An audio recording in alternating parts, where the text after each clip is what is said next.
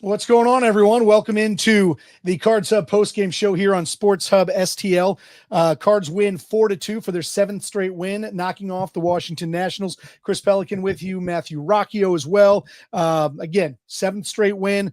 Rock, Hley, God bless him. He makes things interesting. Hadn't pitched since Monday, so probably loosen up, some of the cobwebs. But after Andre Pallente just shoves for 7+ innings, the bullpen, Romero does a nice job, and then Hley makes this thing a little bit interesting. But again, 7 straight wins. The pitching has looked phenomenal, maybe with the exception of the last inning we saw. But again, good time to be a Cardinal fan. Great day, great win.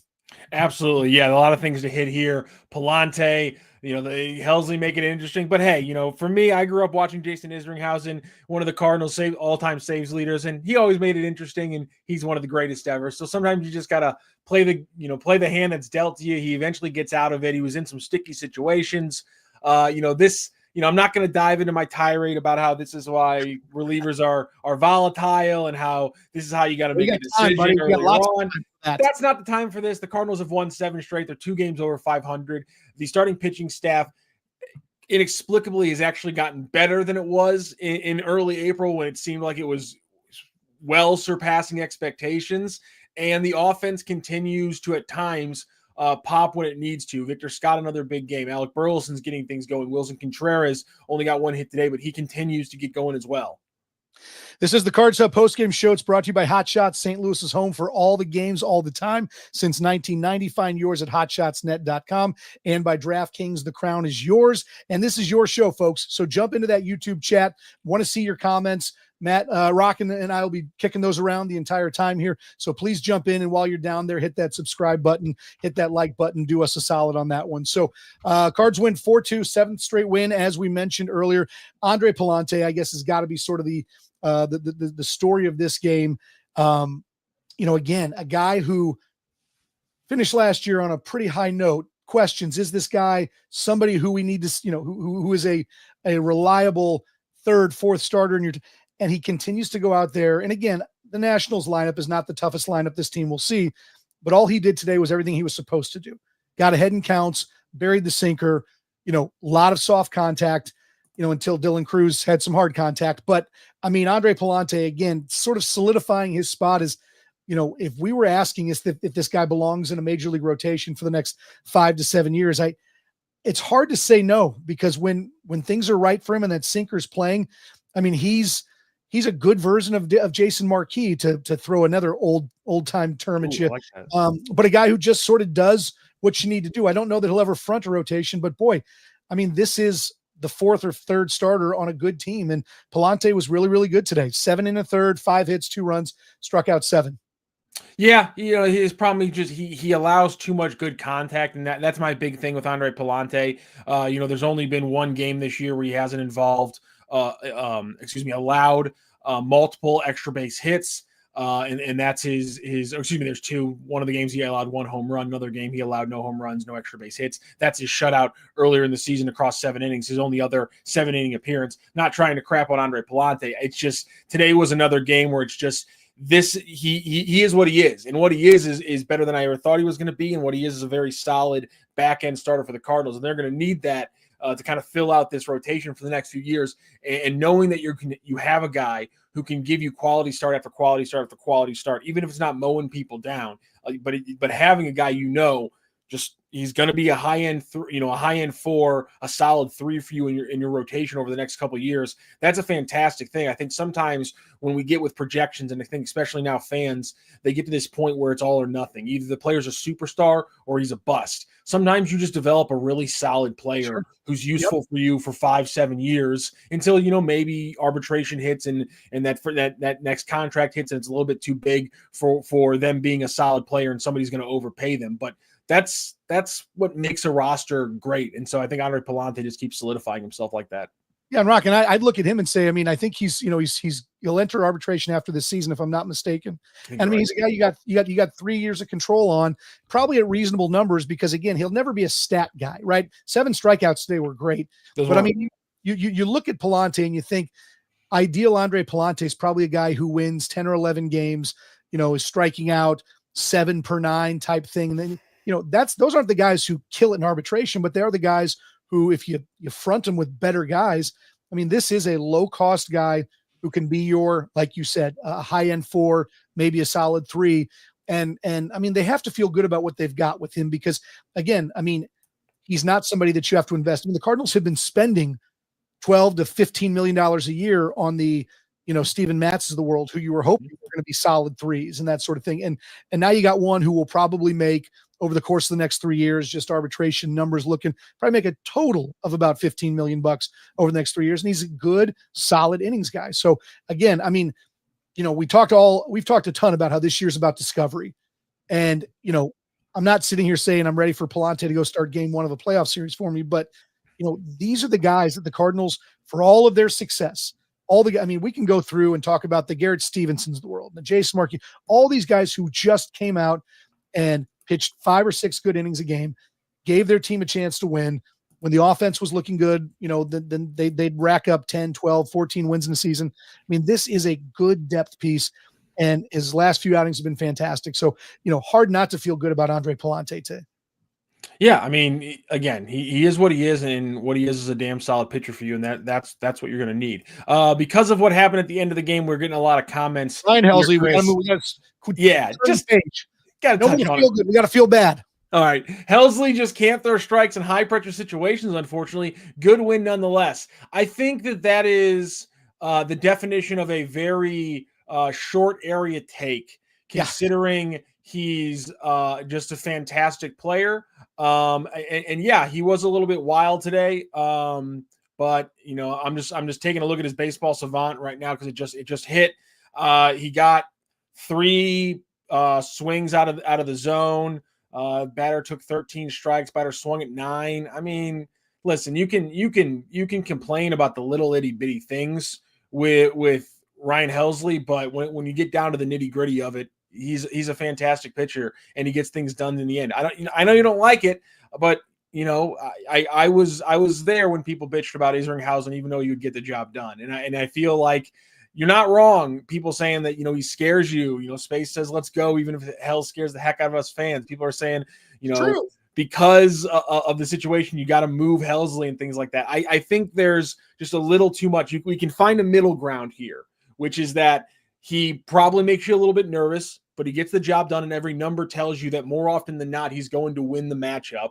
But at the same time, if you don't believe this team is better than a first-round wild card series appearance, then I understand why you have the opinion you do that trade him before something goes wrong, because today could have gone wrong. One slightly pit, that fly ball that ends the game goes another 20 feet, and all of a sudden we're having a very different conversation. Yeah, and Rock, with closers, obviously it's the highest pressure point in any game. It's when everyone's the tightest they are throughout the entire thing.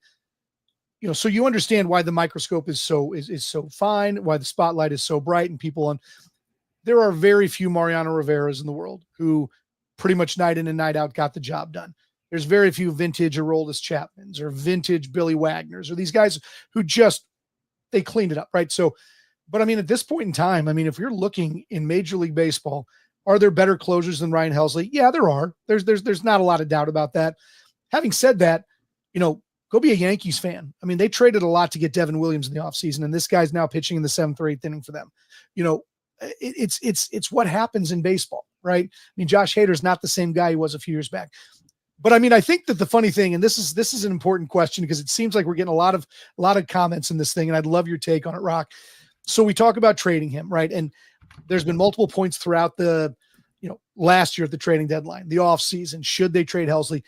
You don't get a ton of vibes that this front office is really excited about a 5 or 6 year deal with Ryan Hley sniffing $100 million, which is probably his market if he finishes out statistically where he finished last year and probably is headed this way. So here we have a team that's just won 7 games in a row. They're now a game and a half out of first place. Again, I know we're not to Claibs' favorite flag day, so we can't really make much of what's happening here. But let's just sort of push this ball down the court a little bit, and let's start having a conversation about Ryan Hley. And I assume he's going to settle down. I think the stats are going to look what they're like what we expect them to. What does this team do with Ryan Hley at this point in time? You can't sit there and pull the plug on the season by trading a closer, because that's just, I don't know if it would be as much of a baseball blow as it would be just a figurative kick to the collective junk of the Cardinals, right? Like, we're taking away your all-star closer.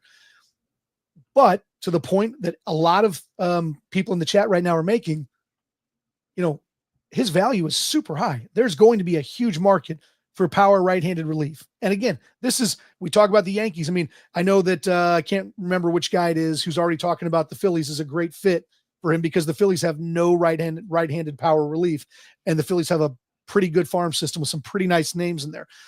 Where do you stand on Ryan Hley at this point in time? Because again, it's a super interesting question with the premise that he continues to go where he's going and that the team probably is not interested in re-signing him. What are your thoughts? I mean, I've been in the same camp for a very long time, and the 7-game win streak isn't going to move me. If you don't feel like the push of if you feel like the push of the deadline is necessary to get the most for him, then you do what you're doing with him right now, which is you essentially bubble wrap him. You only use him in very particular situations. You make sure that those situations are safe situations because numbers matter. And then you trade him as soon as the pinch starts happening at the deadline because deadlines make deals. And that's my thought process.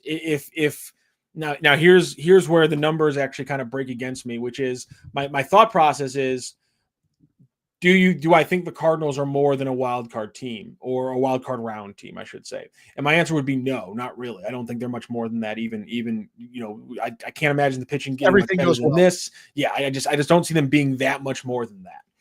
And so my thought process is, if you can't be more than that, plan for the future. But the issue is that wildcard teams keep winning a lot in the MLB playoffs. So maybe I'm wrong, but everything tells me that that's a small sample size for the first few years of this new format. And if we bear out the numbers over the next 15 years, more than not, 6 seeds are not going to be playing in the freaking World Series every damn year. And so if you are a 6 seed, I think instead of just playing we're good enough to make it in, let's see if we can go on a run. I'm not saying punt for the next year, but plan for the next year.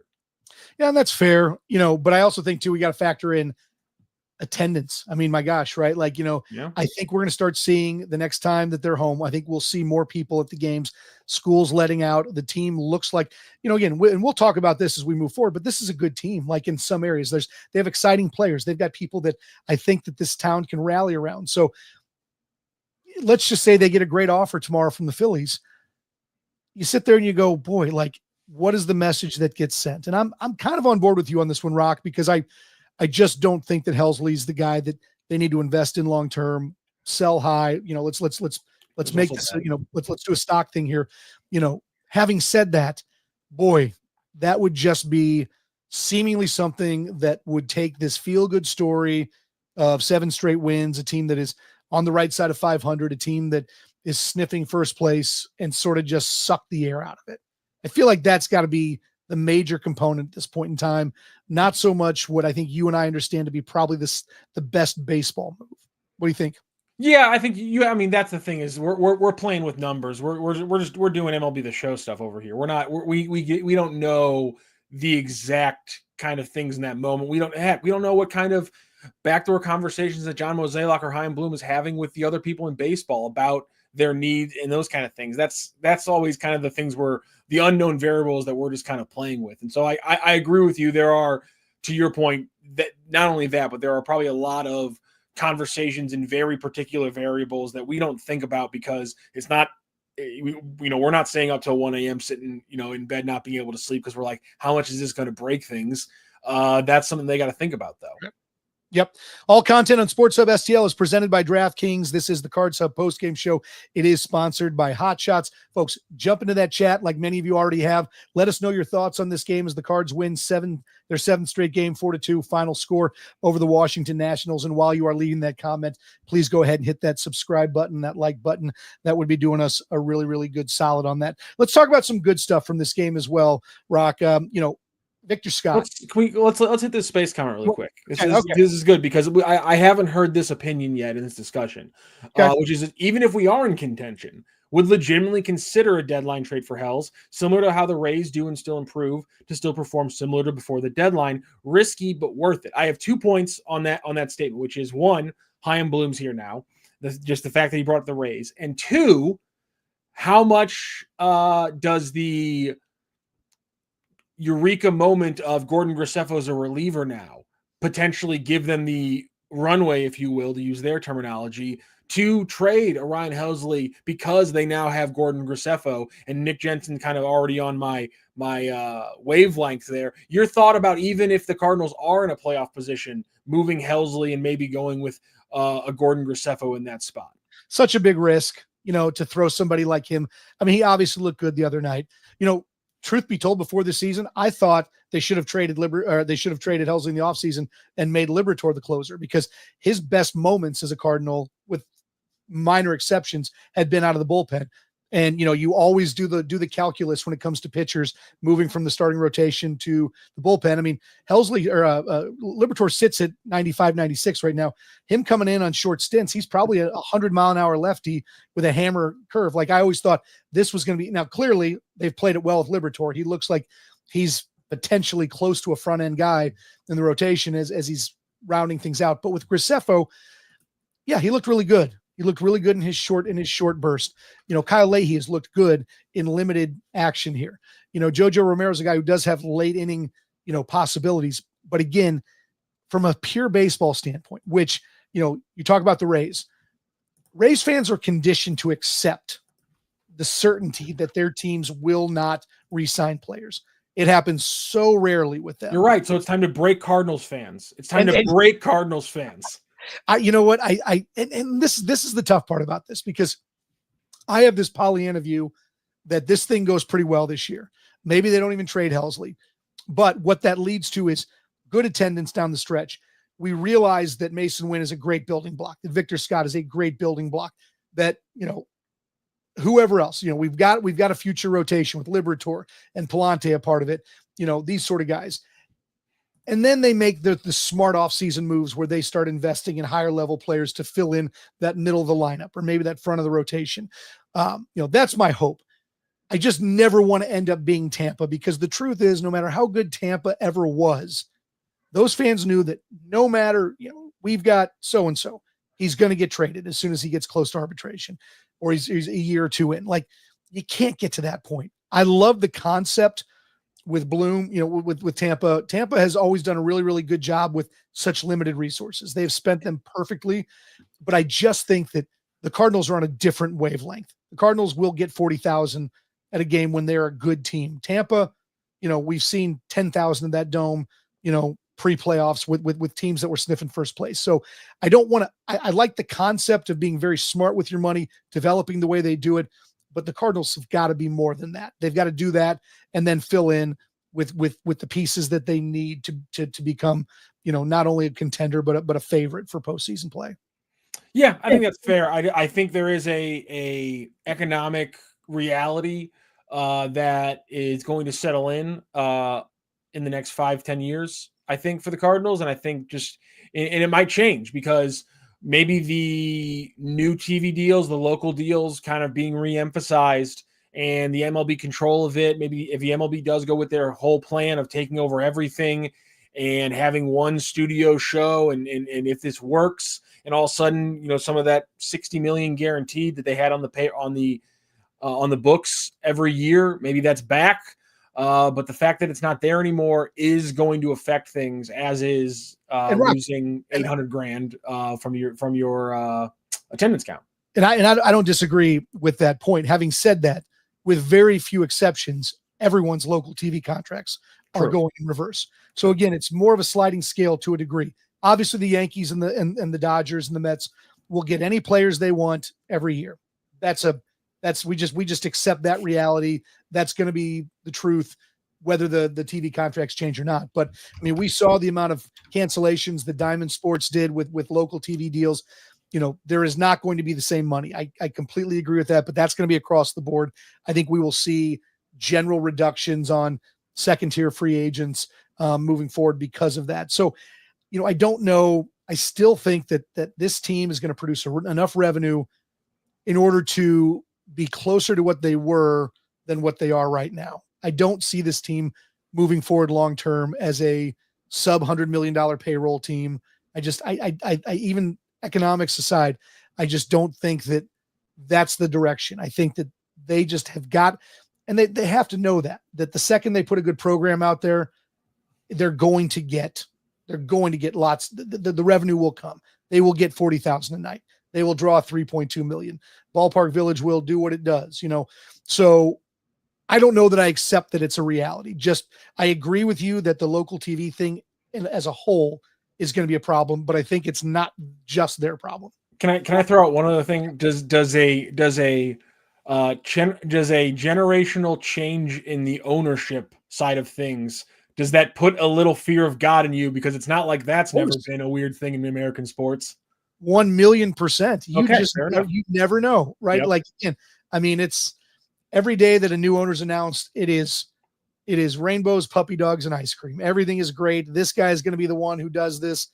And then you figure it out pretty quickly. So yeah, I'd like to think that Bill III, who's probably got this thing, who will be the team's owner before long, he's grown up in this organization. He's seen it from the start and how good it can be. I just don't know that I see him straight being a bottom line kind of guy. I mean, again, I don't expect him to go out and lose money on the team. I don't expect anyone to lose money on an investment. I know that's an uncommon thought, and a lot of people like, these guys are rich. That's just not, there's not a lot of Steve Cohen's who don't mind just throwing $100 million away every year because he wants his team to do well. That's not a realistic thing. But I do think, and maybe I'm wrong on this, that, this guy, the third, some of his first jobs were with this team. Like he has been there for all the greatness. I don't know. Maybe I'm wrong on that. I'm sure that at some point in time that this will get brought back up if it turns out that he sells the team to Stan Kroenke and, they end up.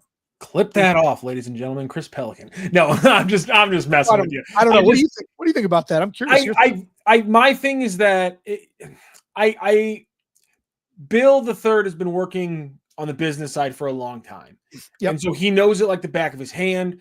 And so I think he's going to be frugal because of the TV facts. Because I think he more than anyone knows how, that I'm not saying it was easy, but proverbially compared to now, they kicked their feet up and just knew the money was rolling in. And they knew they had this much. They knew they had what was essentially at the time over half of their payroll at times, pretty much just covered by that check coming in from MLB. And there's a whole other year where they get a $50 million, where they get an extra $50 million check. What was it, 2018 or something like that. So it's just the financial change. And again, like I was saying, for all we know, MLB.com, their deal takes off or the local deals work out.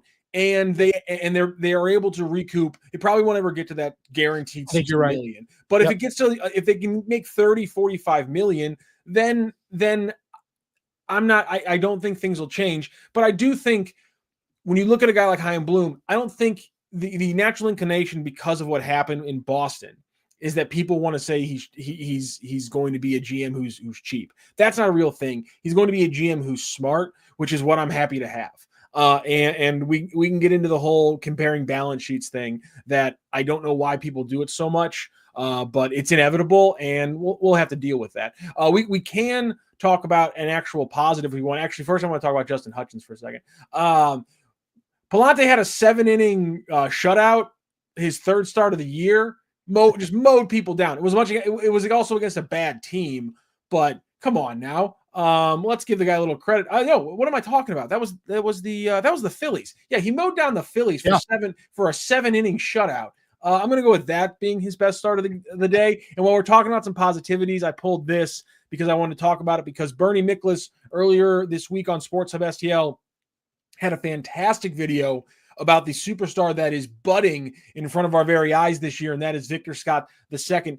10-game hit streak for Victor Scott II continues today. That puts him across that streak. He's batting .387, .459 on base, .516 slug, .975 OPS. He's got 2 extra base hits, including that double and a home run. He's got 6 RBI across that run. He's been playing incredible. And honestly, they haven't really even got a chance to run with him. He only has 2 stolen bases across that run. Just Victor Scott, he's been incredible. He keeps making plays in center field.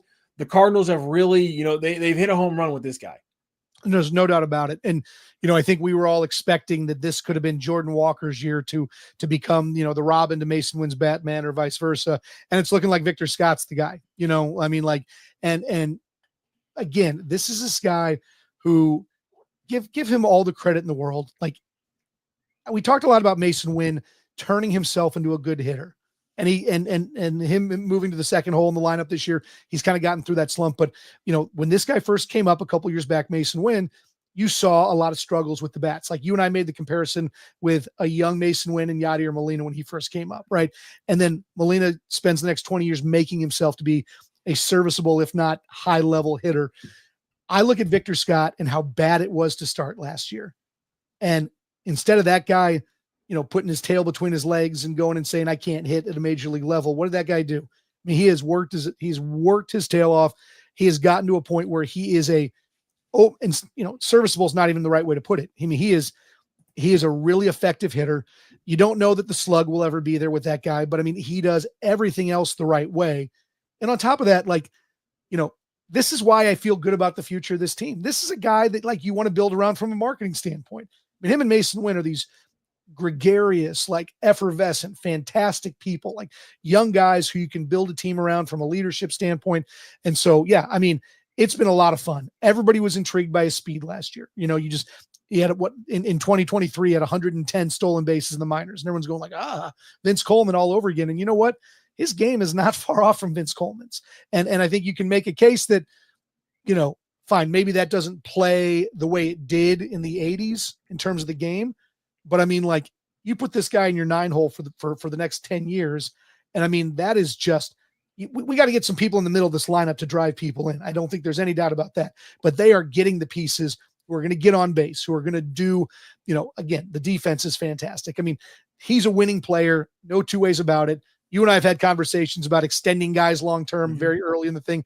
I'm still not to that point. I just don't love the entire thing about committing to people in baseball. It's just, there's so few who deserve that. But I mean, Victor Scott, from an off the field standpoint, from an on the field standpoint, I mean, we are seeing this guy turn into, a budding superstar. And that's exactly what Bernie said. Couldn't agree more with him. Absolutely. And for me, just keep giving Vic the green light, because to your point, it might not, the math still might not bear it out as the smart move most plays, but with the bigger bases and the way that defensive catching has depleted in Major League Baseball over the last 10 years. Regressed. Yeah. Great word.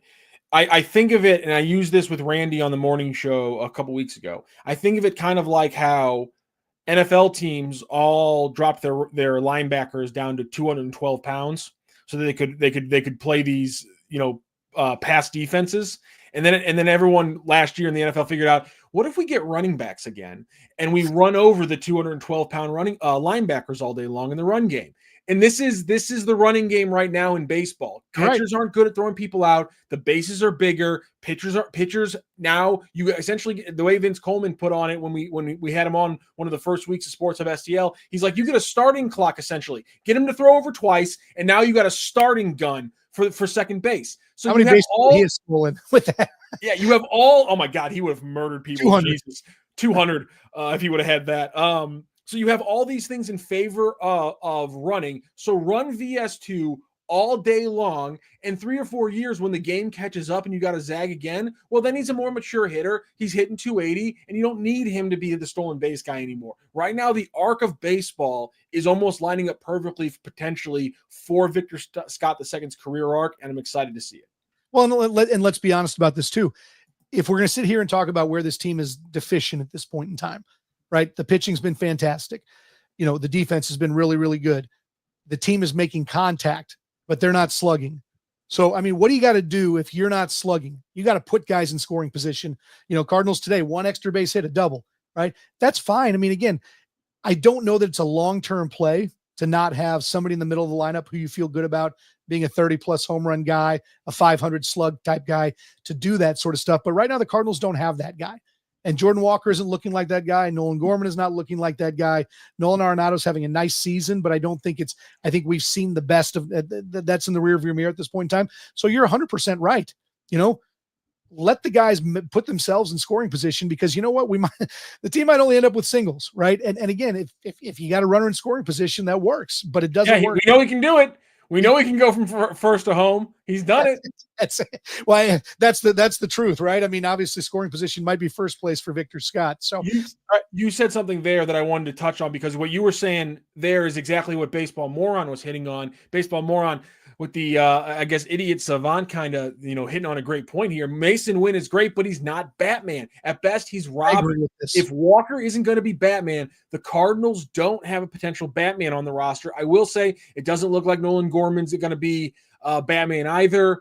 Wilson Contreras might be, but that's only going to be for another year or two until he hits 34, and naturally things usually start to fall off at that point. Burleson's hitting better, but I don't think anyone would project him to have the ceiling to be the quote unquote Batman on the roster. I'm with Baseball Moron here. This is a worrisome thing for the Cardinals right now. 1,000%. And every one of these shows that I've done, I've talked about this team's lack of slug. I love that they've changed approaches, that Brant Brown has brought in a more contact-based approach, a deeper counts approach, all that stuff. But no, Baseball Moron is 1,000% correct. It was a bad analogy on my part. I'll freely admit that Mason Wynn's not a guy you build this team around, but he's from a standpoint of like an offensive lineup, right? He's the kind of guy that you build, your organization around he's a leader, he's an off the field guy, all that stuff.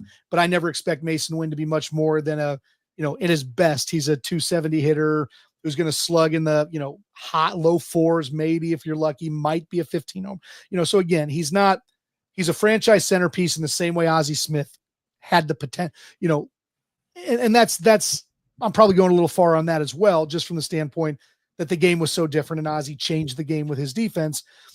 But again, to his point, 100%. Nick Jensen says the Batman has to be Herrera. I mean, if we're going to take bets on Batman from a quote unquote definitional standpoint, the guy who has the most potential to be what we talked about, to be your 290, 35 home run, 900 OPS guy, like probably Herrera. I mean, is there anyone else that's even remotely in that neighborhood in your mind right now?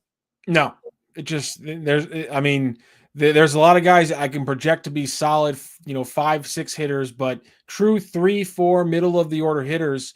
Right now, there's not a lot of guys that project that way with what we're seeing right now. And, Mizzou 1755, he's right. Don't give up on Walker. He's still just 22 at this point in his careir. Aaron Judge was hitting in Pawtucket or wherever the hell the Yankees freaking affiliates are. I don't really care. Wilkes-Barre, right? Yeah, Wilkes-Barre. That's what it is. Thank you. I knew there was some goofy one. I couldn't remember what the hell it was. Scranton, Wilkes-Barre. Thank you. Stephen Boehm, though, he's not happy. I just don't see Walker becoming what people expect him to be. I understand the negativity, but I'm with Mizzou's 1755 more, that he's just so damn young. It's hard to completely write him off. Well, and look at like this. See, this is the tough part about baseball, right? Because if a guy rolls into the NFL, a high draft pick, and isn't an impact guy in 2 or 3 years, it's pretty easy to say he's not going to be what we thought he was, right? Like NBA is almost the same way at this point in time. With baseball, I mean, there is a laundry list of guys who took 6, 7, 8, 9 years to become what they ended up becoming, right? I mean, so I'm going to tweet it out right now. Chris Pelikan says Jordan Walker is the next Steve Young of baseball. Boom. That's it. That's it. I mean, but Rock, like, let's be honest. I mean, like, Paul Goldschmidt didn't get called up by the Diamondbacks until he was 26 years old, 25 years old. There's a whole bunch of guys who came up, failed somewhere else.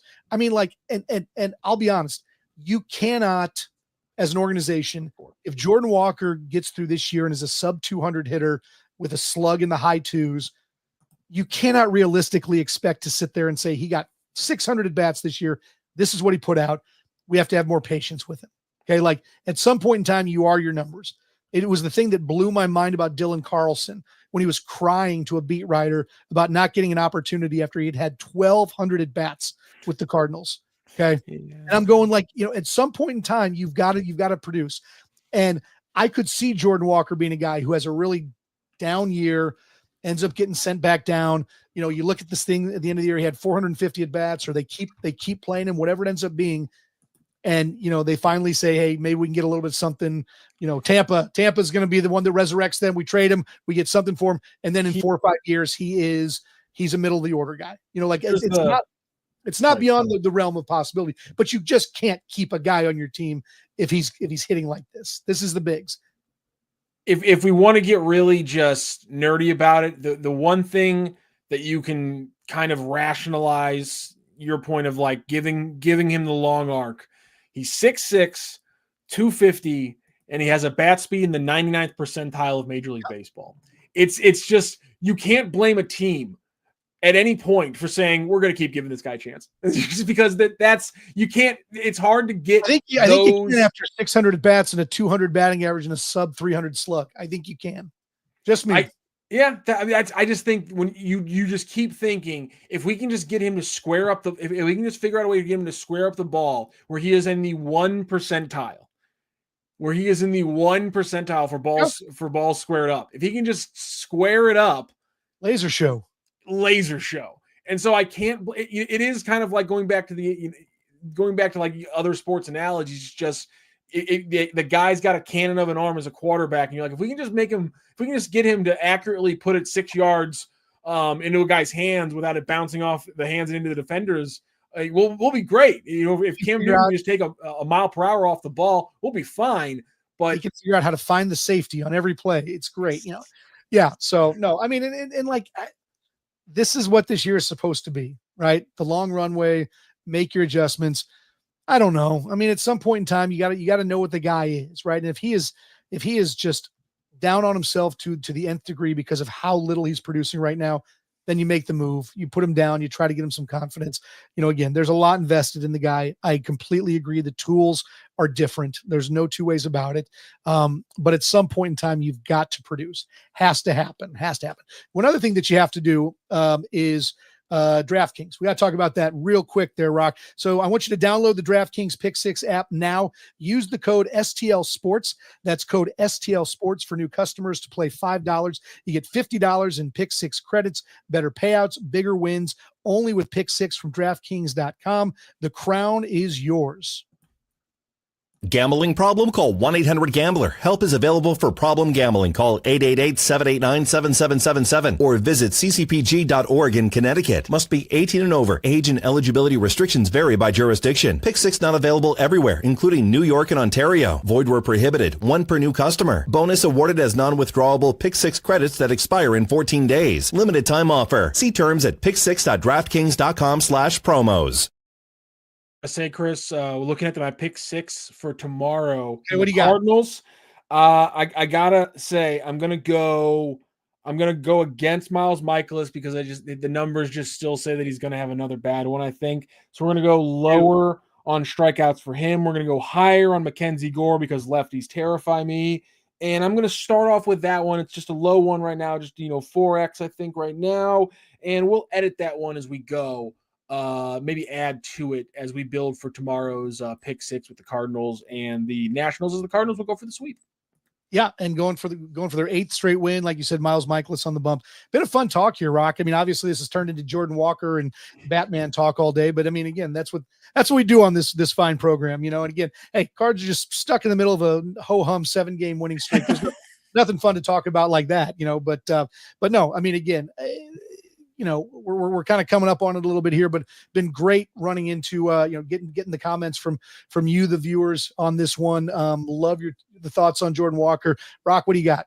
Before we head out, I want to tell everyone, of course, our big friends here at HotShots, they got something coming up. You got to get out to the STL post-game shows. Of course, we got the Cardinals today as we're doing it right now. We also got City coming up in a few hours. All Sports Hub STL post-game shows are brought to you in part by HotShots, and they invite you to come out to their St. Charles location coming up on Sunday, June 1st to celebrate their 35th anniversary. The fun starts at noon with a parking lot party featuring the Budweiser Clydesdales. What Cardinals fan doesn't love the Clydesdales? Prizes will be given away all day. There's a dart tournament at noon, a bags tournament too, plus a chance to win HotShots tacos for a year. And if you look there in the central of the little poster that you can see, how do you win HotShots taco for a year? Well, it's a taco eating contest, and you might be going up against the morning show of Brooke Grimsley, Randy Carricker, and myself. We're working on that right now. So congratulations to HotShots in 35 years. HotShots, St. Louis home for all the games, all the time since 1990. Find yours at hotshotsnet.com and come on out for the party on June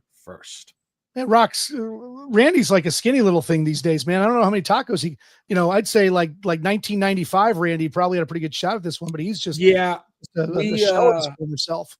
We're all going to get creamed because I think so. June 1st, I think our good friend Brooke Grimsley is going to add a member to her family. I think the week before that. So she's going to be 1 week post baby. And I think she's going to absolutely annihilate us. She is so confident that she ate more, that she had a better appetite before she was pregnant. And so she's like, guys, if this kid's on time and I am post pregnant on June 1st, you're going down. She is so confident she's going to smoke us. Filling that baby void with tacos, huh? I legitimately think she's going to destroy us. Well, on that note, I think we will wrap things up. This has been the Cards Hub postgame show sponsored by HotShots on Sports Hub STL. For Matthew Rocchio, I'm Chris Pelikan. We will see you tomorrow. Thanks for watching.